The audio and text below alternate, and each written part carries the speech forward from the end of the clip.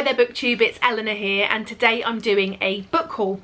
I've accumulated quite a few books over the last week or so I thought I would show you here the ones that I've got. I'm hoping to get to these sooner rather than later, but who knows. But I'm really excited about them. There's quite a plethora of different books here. Okay, so the first one is this, The Southern Book Club's Guide to Slaying Vampires by Grady Hendrix. I've not read any Grady Hendrix before, but I am quite interested in Horror Store, this sort of IKEA style book, which looks quite fun.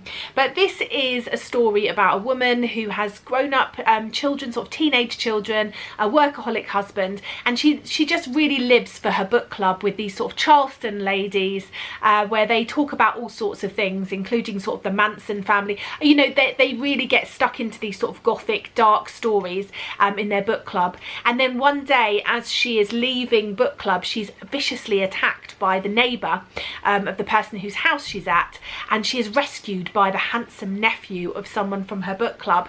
And then so begins, I think, an interesting sort of relationship, but then people start going missing or turning up dead in the town, and perhaps this young man isn't who we think he is, and there's vampire sort of. I just think this sounds like dark noir-y type humour. I just think it sounds brilliant, and I've heard really good things, so I'm looking forward to giving Grady Hendrix a try. The next book is one that I've just heard nothing but good things about. It's called The Girl with the Louding Voice by Abby Dare, and this is a beautiful sort of naked hardback book. It's really beautiful to see, and this is about Aduni, a 14-year-old Nigerian girl, and she is constantly throughout her whole life told that she is nothing, and she is sold as like the third wife to this old man. Something happens in that sort of family, and she's then sold off to become a servant in this rich household, I think in Lagos, and she is sort of discovering that something's happened to this Rebecca who was working there before her, and it's about this woman finding her voice and not being silenced and not being told constantly she's worthless, and believing it and fighting back against that. And I've just heard that this is brilliant. It says on the front that it's an unforgettable novel, and I'm sure it is going to be, so I'm going to be putting this on my shelf to be reading really soon. So I've recently been reading a book called Sari by Sue Dharmapala with Tracy. For our book buddy-a-thon buddy read, we've been reading Sari, and what we've been doing, it's sort of split into sections. There's 5 sort of main sections. It's quite a big book, and each week during the book buddy-a-thon in June, we've been reading a section, and we start each week by reading a few chapters together, reading to each other, and it's been such a joy to read. And I've really loved these historical books that span sort of quite a long time period. This one I think was from the 50s up to present day, and I've found I've really liked those, especially when they're set in sort of Sri Lanka or India, and so I picked up this one because it sounds like it's got that similar vibe. It is called The Henna Artist by Alkyd Joshi, and this is about Lakshmi. She's 17 years old, and she's escaping an arranged and abusive marriage.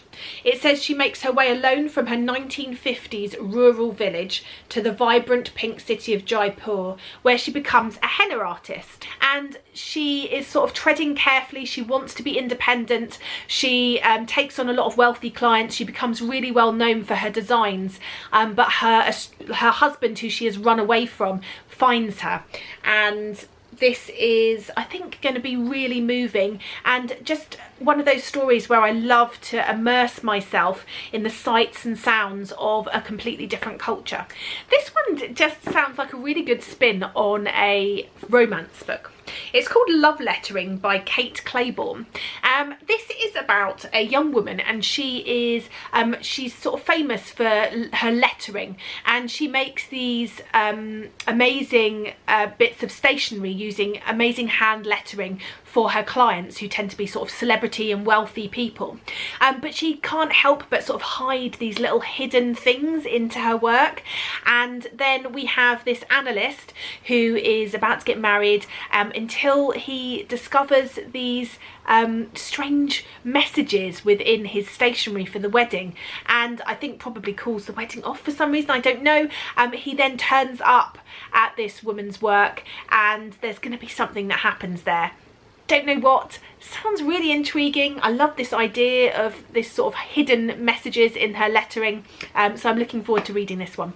The next book is Lucky Caller by Emma Mills. This sounds very much like another book that I've already read. The synopsis for this, yeah, sounds like a book I've read before, which is odd, and I can't think what book. Basically, this girl signs up for a radio course in her senior year of school, a broadcasting class, and it's formed up of sort of this mixture of people, including Jamie, a childhood friend who she's hoped to avoid. The show, it says, is a mess. Internet rumours threaten to bring the wrath of two fandoms down on their head, and to top it all off, Nina's family is on the brink of some major upheaval. Everything feels like it's spiralling out of control. It sounds like something I've read before. I can't think what it is. It's not. I haven't read it. I've checked. Sometimes you think, oh God, have I already read this one? But I haven't. But I think it sounds good. I like the idea of the radio show. I think that's a really good sort of plot device. I'm sure there's going to be some sort of friendship, perhaps a romance between this childhood friend. And yeah, I really love these sort of books. Just a slice of life following this sort of final year in someone's school career before they move on. It's quite a time of sort of learning about yourself and becoming your own person and learning who you want to be. So I really love reading these. This next one just sounds really brilliant. I love this cover. It just makes me think that you just want to read it in summer. It just looks so joyous. It's about our main character. I think her name is Sky, and she enters a K-pop contest. She's desperate to be a K-pop star. She's got all of the dance moves, all of the sort of charisma, but she's constantly faced with people pushing back at her, saying that she's fat and too fat to do it, and a lot of fat phobia. But she manages to break through into this K-pop competition. She wins, which thrusts her into this sort of K-pop arena. However, she's there met with this constant barrage of fat phobia and beauty standards, and then she sort of meets, I think, an array of friends during this process and sort of stands up for herself. And no doubt it goes from there, and it just looks so joyous, and I can't wait to read this one. Okay, the next two books are ones that were recommended on people's channels, so I wanted to make sure that I told you whose channels. The first one was recommended by the lovely Bree from Bree Hill. I'll link her channel down below. She said about this one and how brilliant it was. It's called Longshot by Kennedy Ryan. Now, I've read The Kingmaker, or that's a lie. I've read most of The Kingmaker by Kennedy Ryan, and I didn't get on with it myself, so I was nervous to try any more. However, Bree says this one is really brilliant, and it seems more up my street in terms of sort of steamy romance. It's set in the world of NBA. It's about a woman. She's fallen in love with one of the NBA stars. There's a big fallout, something happens, they break up, and then this new NBA star comes into the mix, and no doubt there's going to be some sort of relationship there. Bree loved it. I'm hoping I love it too.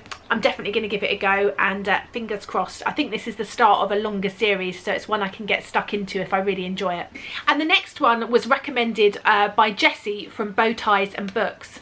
They said that if you took nothing away from their video they did recently, this is the book that you had to read. So I'm going to do it.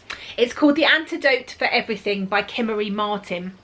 I think I've heard a little bit about this before I saw it on Jessie's channel, but I think Jessie's descriptions just really hit home, and they did a great way of describing this, and it made me really want to read it. It's about two doctors, and they are working in South Carolina. Oh, another one set in Charleston. Set in Charleston, Carolina. Two doctors, and they are faced with the idea that the hospital board is going to fire any doctors that are working with transgender patients, and they fight against this. They don't believe that this is the way things should be. They believe in transgender rights, and I think they're going to be fighting against this. And I'm just, I think this sounds like a really important topic, and one that is definitely something that should be read. As I say, Jessie said that it was amazing, and so I take their recommendation seriously, so I'm going to read this one. The final one I want to show you is a surprise book that Tracy from Flamingo Read got me as a surprise book this month. It wasn't one on my wish list, but she'd seen it somewhere and she thought it would be one that I would like, and I think she's probably right. I'm definitely thinking I'm going to love this. It's called Food Wars by Shokugeki no Souma. It's a manga. I do like the occasional manga. I don't read many, but I do like the occasional one. But this just sounds just perfect for me. It's about a boy. He works in this restaurant, his family sort of restaurant. He wants to be better than anybody else. He gets entered into this culinary school where only 10% of the students actually pass and get through this culinary school, and he's determined to do it. And I just think this is going to be full of food and fun and competition, and I just think it sounds right up my street. So I'm so pleased and thankful that she picked something out of the box for me, and I can't wait to read it. I think this might be one that I pick up for the reading rush, because it could be a book. One of the prompts for the reading rush is to read a book outside, or read a book outside of the house. Obviously I'm shielding, and although shielding lets up on the 1st of August, we're not really going to be going anywhere.